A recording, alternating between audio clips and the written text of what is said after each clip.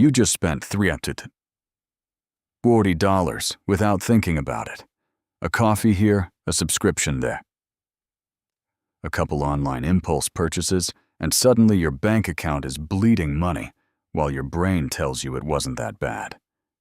The truth? You're not bad with money. Your psychology is literally designed to make you spend.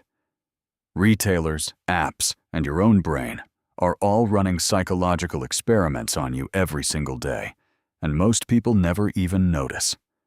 In this video, I'm showing you exactly how that happens and how to stop it. Let's start with something called the anchoring effect, and this one is brutal. When you see a price tag that says, was $89, now $39, your brain doesn't think about whether $9 is actually reasonable. Instead, it anchors to that higher number and celebrates getting a discount. You feel like you're winning even though you're spending money you probably didn't plan to spend. Retailers know this works. They use fake original prices all the time. The psychological win of saving $50 feels so good that your rational brain completely shuts down. Then, there's the free shipping trap, which is maybe the most genius psychological hack in modern retail. You're buying one item for $22. Free shipping would normally cost $8, but you need to spend $35 to qualify. So what do?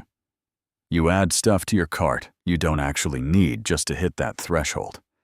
You convinced yourself you're saving $8 when you actually just spent an extra $13 on items that will probably sit in a drawer. Your brain released dopamine when it saw free, because free triggers a primitive part of your brain that says, take it now. That's not a character flaw. That's biology. Here's the one that catches most people: emotional spending. You had a bad day, so you deserve to treat yourself. You're stressed, so shopping feels like therapy.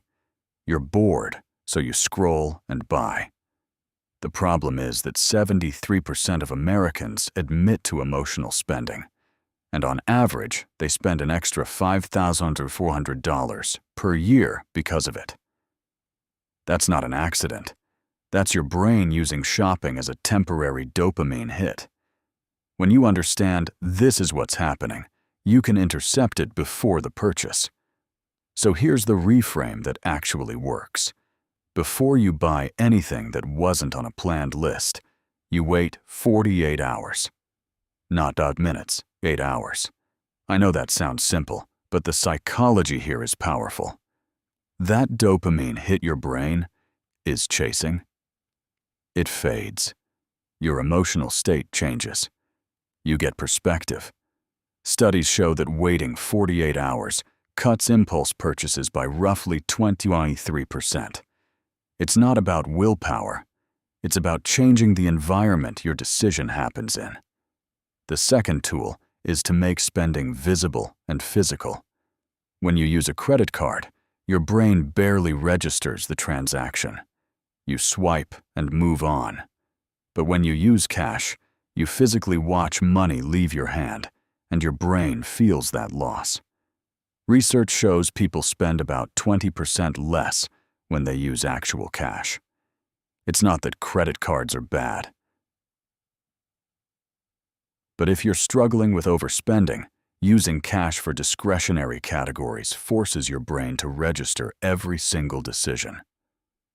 Third, track 3 spending categories this week and see where you're actually bleeding money.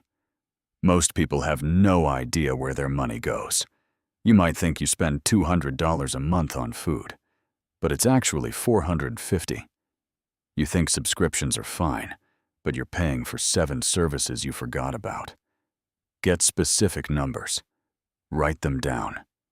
Once your brain sees the reality, it actually changes behavior.